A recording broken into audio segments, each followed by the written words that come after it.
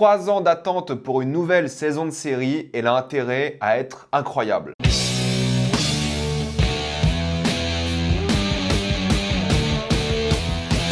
Arcane saison 2 partie 1. Contrairement à d'habitude, j'ai décidé de faire une vidéo uniquement avec spoiler pour la simple et bonne raison que c'était trop compliqué de parler de ces premiers épisodes sans révéler trop de choses. Donc je préfère faire une vidéo où je raconte tout et je fais ma critique complète avec spoiler. Donc si vous n'avez pas vu les 3 premiers épisodes d'Arcane saison 2, revenez après car à partir de maintenant, je vais en réalité tout spoiler. Ça sera bien plus sympathique et simple et on pourra parler librement de l'œuvre. Avant de commencer cette vidéo, j'aimerais remercier le partenaire officiel de celle-ci, SavorGhostVPN et ses 38 millions d'utilisateurs et presque 5 sur 5 sur Trustpilot. Vous les connaissez, c'est le meilleur moyen de soutenir la chaîne, mais c'est aussi un service utile que j'utilise. C'est simple, nous avons l'un des pires catalogues streaming au monde et je vais vous mettre dans la description, dans le commentaire épinglé, des sites qui vous permettent de savoir dans quel pays se trouve quel film. Ensuite, vous changez juste avec le VPN votre pays, que ce soit Canada, États-Unis, Royaume-Uni, Italie, Belgique, Suisse, peu importe. Il y aura la VSTFR et la VEV dans beaucoup des cas. Quelques exemples, sur Netflix, vous avez déjà Kung Fu Panda 4, mais aussi Bad Boys 4, et oui, rien que ça. Et ce mois-ci sera disponible Emilia Pérez. Sur Prime Video, vous avez Challengers, soit l'un des meilleurs films de l'année. Sur Disney+,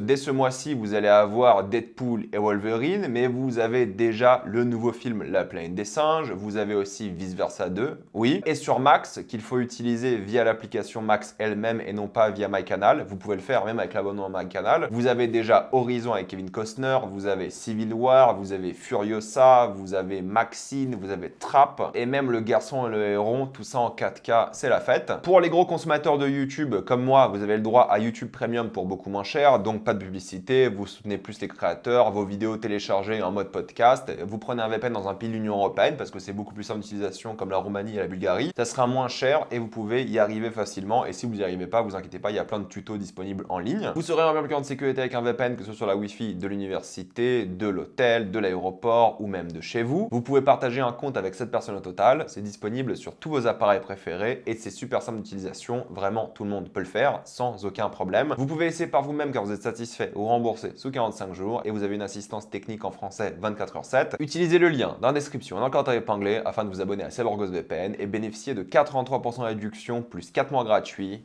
Foncez sur l'offre. Juste un petit peu de contexte tout de même, on a appris récemment que Arcane était officiellement la série d'animation la plus chère de l'histoire, 250 millions de dollars pour les 2 saisons. C'est énormissime, je pense qu'aucune série n'était même proche de ce montant pour une saison, donc 125 c'est colossal. Et c'est aussi pour ça qu'il fallait attendre 3 ans. L'animation, surtout qui ressemble à ça, prend énormément de temps. Du coup, vu que ça prend du temps, ça coûte cher. Mais au moins, on est dans le retour de l'univers de League of Legends. Et évidemment, si vous n'aimez pas League of Legends, si vous y avez jamais joué, vous pouvez quand même regarder Arcane, il n'y a aucun problème, même s'il y a quelque chose qui vont apparaître dans cette saison qui sont peut-être un peu trop mystérieuses pour les gens qui n'ont pas joué au jeu, mais évidemment on va en parler et je vous conseillerais tout de même, si vous aimez Arcane, de pas vous lancer dans League of Legends pour votre santé mentale. Je pense que même les joueurs de LoL vous diront que c'est pas une bonne chose de se lancer dans LoL si vous voulez être sain d'esprit dans votre vie. Je dis ça en ayant 1600 heures de jeu sur Dota 2. Pour commencer, lorsque j'ai vu le récap de la première saison, écoutez, j'étais grave chaud. Ça m'a rappelé à quel point la saison 1 était exceptionnelle, que j'ai pas vu depuis 3 ans en fait. J'avais grave hâte de commencer l'épisode, le récap m'a mis dans l'ambiance et j'aime beaucoup ce qu'a fait cet épisode, le premier en tout cas. Déjà, j'aime beaucoup l'approche de commencer chaque épisode avec un vinyle différent. Ça fait vraiment album plus qu'autre chose, surtout vu l'importance de la musique dans la série, c'est intéressant. Beaucoup de films ou de séries auraient pris un livre par exemple ou fait des chapitres. Là, c'est un album et plusieurs vinyles et je trouve ça cool. On est donc de retour dans cet univers à l'esthétique un peu cel shading et steampunk et je trouve ce début assez paradoxal dans le sens où tu t'attends vraiment à ce que ce soit un début pas aussi frénétique que ça l'est parce que tu dis ok, il y a eu une explosion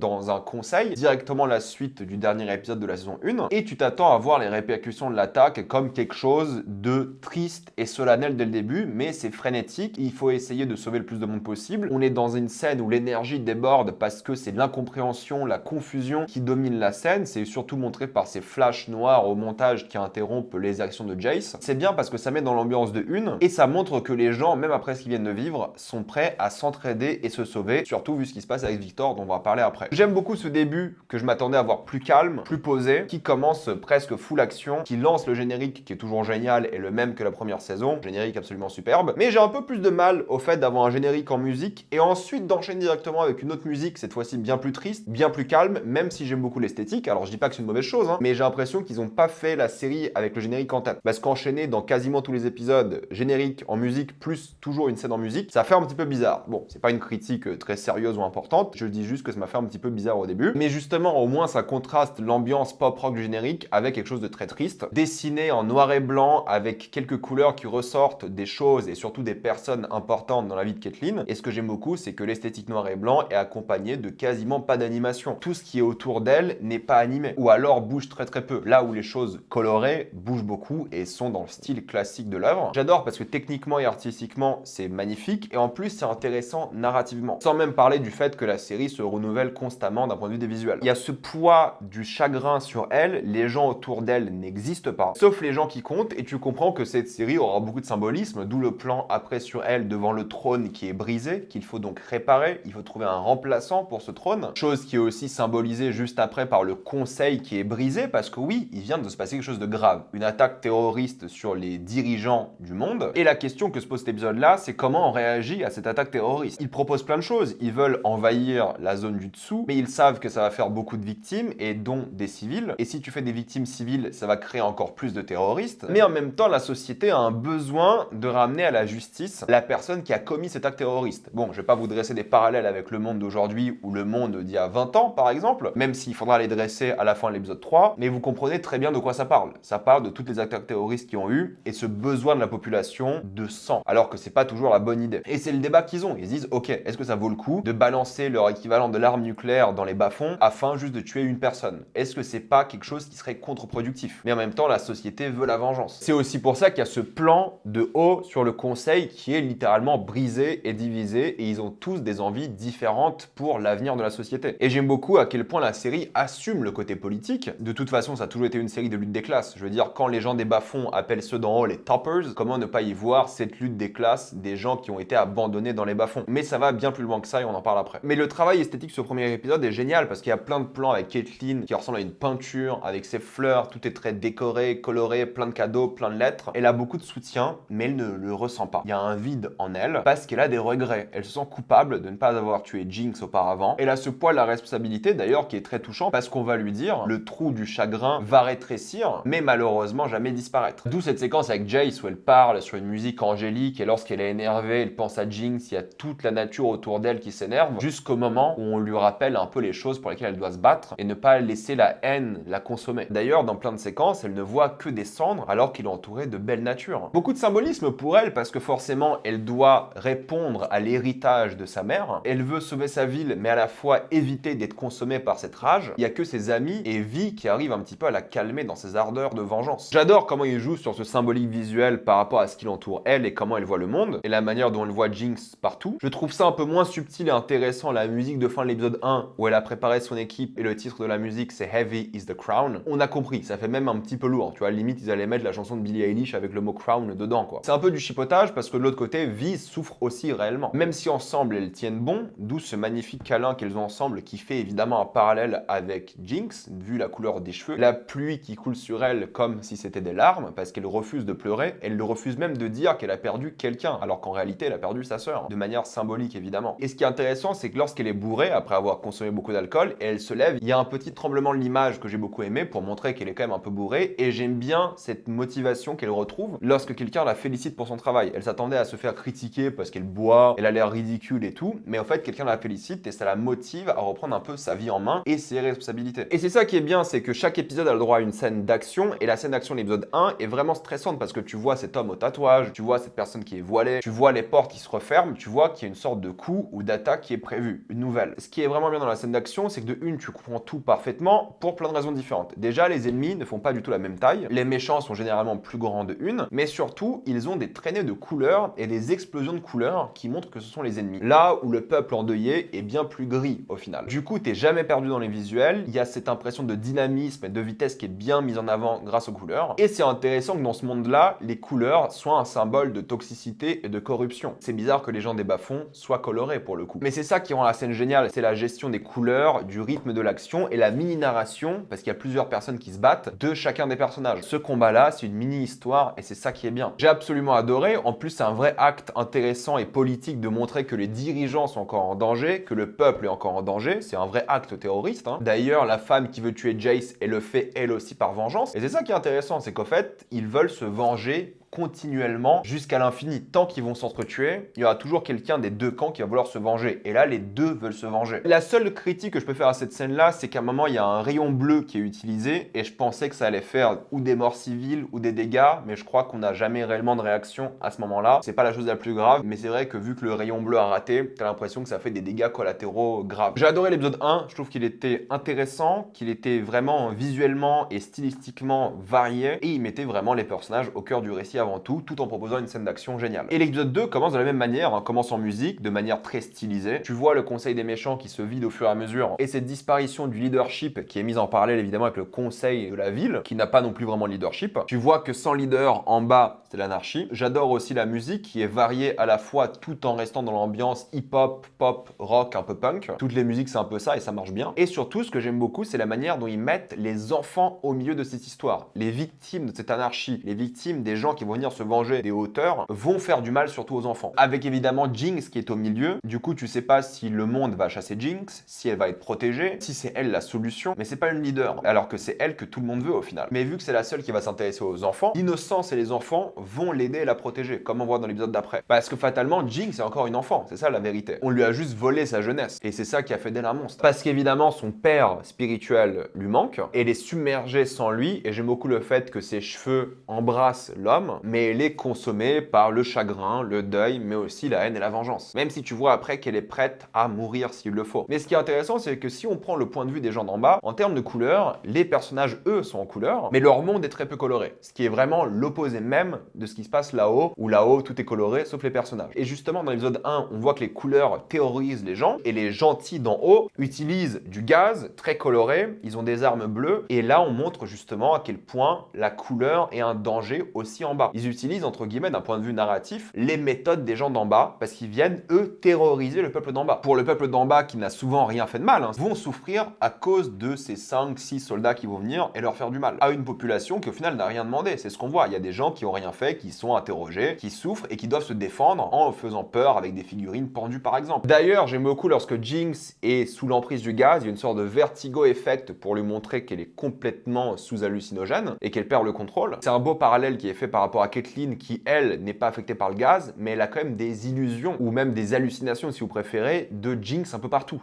Elle voit Jinx partout justement parce qu'elle a cette soif de vengeance. Mais ce qui est fort, c'est que justement, c'est l'empathie et les larmes de Jinx qui lui sauvent la vie qu'elle est prête à perdre. Je veux dire, lorsqu'elle se rapproche de la lame d'un méchant, elle s'en fout de mourir quoi à ce stade. Et du coup, ça lance la deuxième scène d'action que j'ai beaucoup aimé, qui est plus en mode hip-hop, et je me suis dit bon, c'est sympathique comme scène d'action, mais elle est classique. Tu vois, il n'y a pas ce truc intéressant de la scène d'action. Jusqu'au moment où le bras de Casino Jackpot s'active, et là, ça crée une sorte de build-up à ce jackpot qui va arriver. Le style commence à changer. Il y a même une musique qui sort de la radio du bras. C'est génial. Mais c'est vrai qu'au début, je me suis dit ouais, c'est la scène d'action la moins inspirée peut-être en tout cas de la saison ou peut-être même de la série. Mais lorsque le bras s'active et t'as ce build-up, c'est génial. Et c'est ça que j'aime bien, c'est qu'ils trouvent toujours des idées en lien avec la narration de l'histoire. Genre le regard des deux enfants, disons-le, face à l'extrême violence est à la fois drôle et triste. Les enfants sont pas censés voir cette extrême violence. Et avant de parler du troisième épisode, j'ai envie de parler un peu de Victor. Victor qui naît de la culpabilité, du stress et de l'amitié de Jace. Jace qui fait tout pour sauver son ami. Il renaît, mais fatalement, il est mort pour Jace et pour lui-même. Il devient une sorte de nouvelle personne qui va dans les bas-fonds pour guérir la maladie et de manière générale, on va dire la pauvreté et le fait que les auteurs ont abandonné ce monde. Et je me demande s'il le fait parce que c'est un docteur, un scientifique, il a envie de faire le bien, même si tu vois que ça lui coûte quelque chose physiquement. Est-ce qu'il le fait pour avoir une sorte d'armée? Quelles sont les vraies motivations du personnage? Ça va être super intéressant à suivre parce que tu as l'impression qu'il fait les bonnes choses. Mais quelle sera la contrepartie? J'ai vraiment l'impression qu'il le dresse tout de même comme une sorte d'antagoniste. L'épisode 3, pareil, encore une fois, début en musique. Bon, moi ça me fait toujours un peu redondant de me taper le générique et la musique au début, mais je pense que c'est parce que les gens, en tout cas chez Netflix, ils vont dû se dire ok, les gens vont passer le générique. Jamais je vais passer le générique d'Arcane personnellement, du coup tu tapes deux musiques à la fois. C'est pas si grave, mais surtout l'utilisation de cette musique dans l'épisode 3 est cool parce que c'est une musique un peu punk